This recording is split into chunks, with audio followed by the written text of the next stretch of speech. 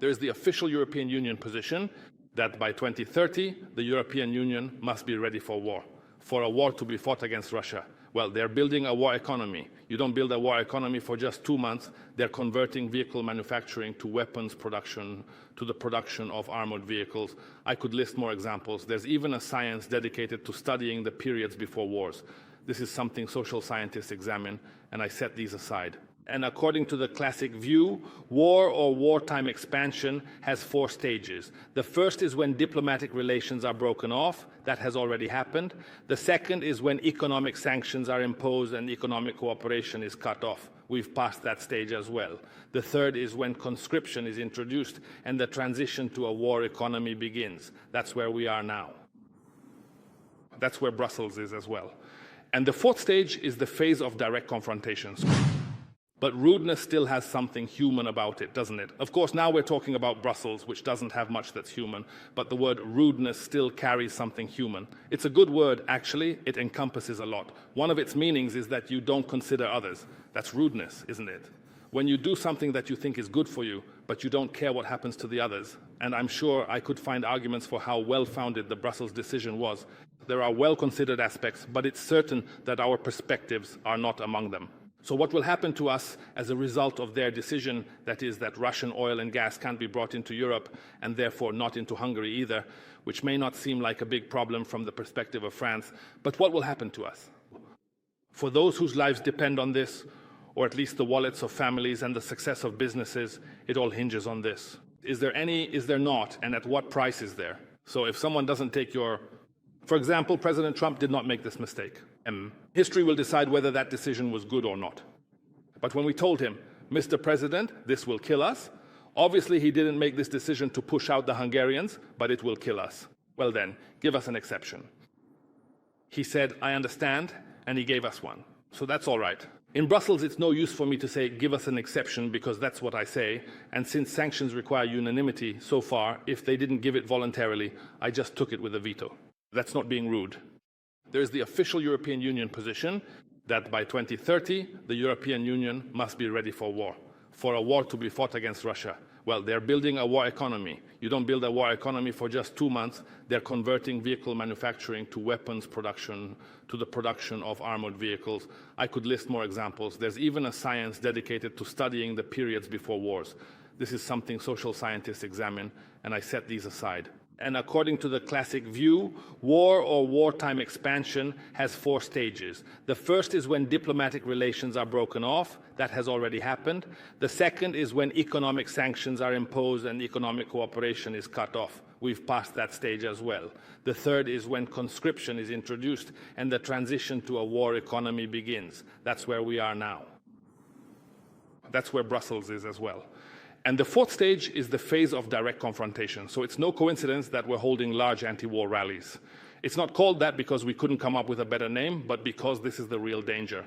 Now, for Hungary to achieve that Europe stays out of the war, that's a task we have to work on, but we must be aware that it's beyond our strength. The weak are always pushed into war. That's why we have to seize every possible means so that we make Hungary strong. In economic terms, politically, in terms of sovereignty, we have to be strong. I could also say, and I don't want to steer the conversation, excuse me, Mr. Chairman, into an election logic, but I could also say that the 2026 election, which awaits us in April, will be the last election before the war. The government we have in 2026 will be the one that has to fight for Hungary, to rescue Hungary from the war danger that is, with high probability, approaching us. The kind of government we have in 26 will determine our fate regarding the war. If we have a pro-Brussels government, they will drag us into the war. If we have a national government instead of a pro-Brussels one, then we have a chance, because even after that, there will still be a chance for us to stay out of it. So thinking ahead is important, even in international politics. I'm not hiding it. At most, I can't share every detail. But I am negotiating with the Americans about what kind of economic cooperation there should be between Hungary and America after the war. And I'm also negotiating with the Russians about how, if the entire sanction system comes to an end, because it won't always stay like this, and the goal isn't to cut Russia out of the Western global economy, but rather to do business and build economic relations with them again, then how we Hungarians can benefit from this in a timely and effective way. Hungary can only count on itself. And if we don't do it right, then we could end up in a situation where we put ourselves in a position where everyone is our enemy instead of being our friends.